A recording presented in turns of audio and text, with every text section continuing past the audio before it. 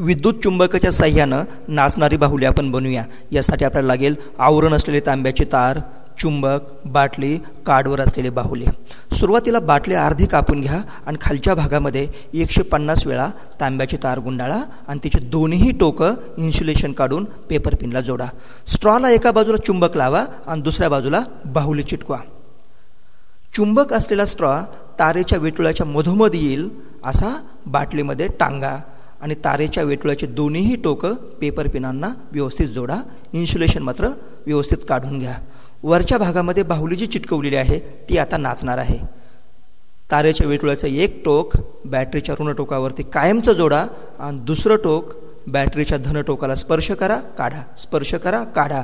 त्यामुळं वेटुळ्यामधनं विद्युत वाहील आणि हा विद्युत चुंबक बनेल व स्ट्रॉला असलेला चुंबक या विद्युत चुंबकाकडे ओढला जाईल, पुन्हा मागे जाईल, ओढला जाईल, पुन्हा मागे जाईल. यामुळं आपली बाहुली असा डान्स करायला लागेल, नाच करायला लागेल.